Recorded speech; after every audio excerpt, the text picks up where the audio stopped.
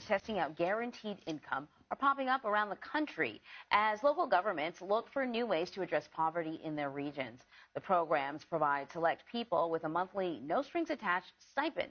And according to an article from Insider, these programs are actually working. So for more on this, we're joined by author of that article, Michael Benutalo Mantovani. He's a contributor for Insider. Thanks for joining us, Michael. So this is really interesting, and I think you showcase one that may be happening, because I live in the Philly area, and I think you showcase one in that area as well. How do these pilot programs work?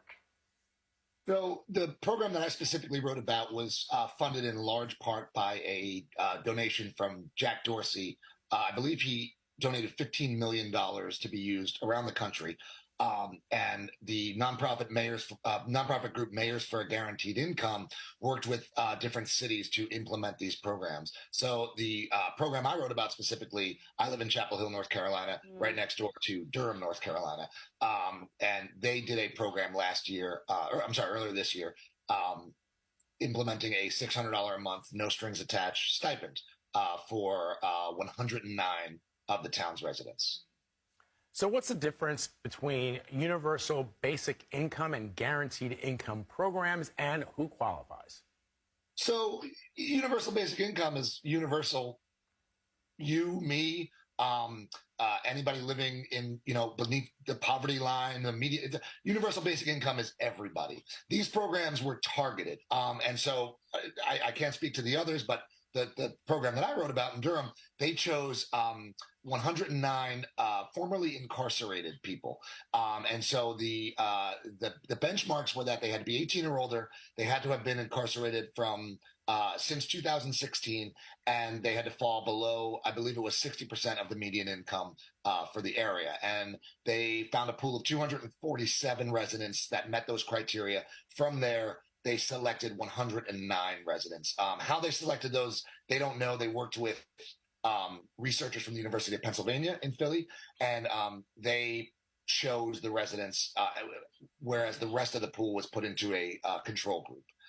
And from there, the people who were chosen, the 109 residents, they got $600 each month, no strings attached. They didn't have to report how it was being used. There was an optional survey element or storytelling element, but there were no strings. It was, here's $600, use it however you see fit to make your life better. I just want to clarify a little. One of the things that you wrote was that the University of Pennsylvania is sort of studying one of these programs, which then I got all completed in my head.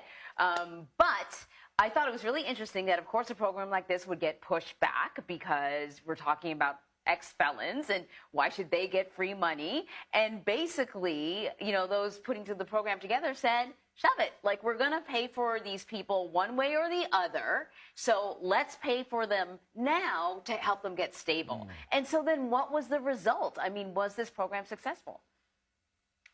Yeah, and so, that was one of the most kind of important bits of information that I got, and one of the most important bits of the story that I wrote was about Durham's Mayor Pro Tem, Mark Anthony Middleton. He said exactly that. We're going to have to pay for these people one way or the other, whether through incarceration or through, basic guaranteed income. So why not pay on the front end and help them become community members rather than, so whether or not it worked, I think the evidence is very much in the fact that in this program, there were 0 cases of recidivism.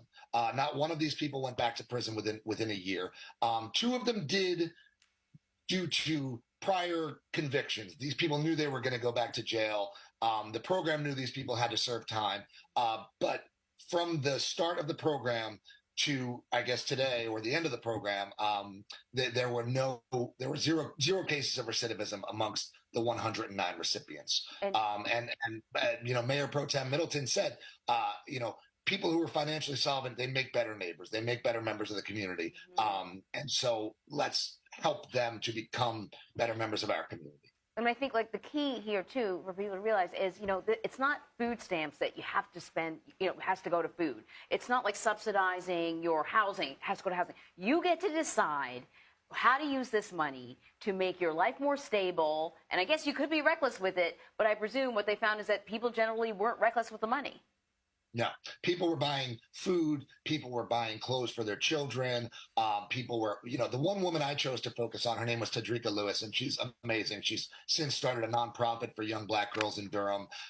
She's a really, really, really wonderful woman, and she bought a car. And when you say that on a surface level, she bought a car. Well, I thought this money was supposed to be for food or yes, but she bought a car so that she could better do her job. She needed a reliable vehicle to perform her job.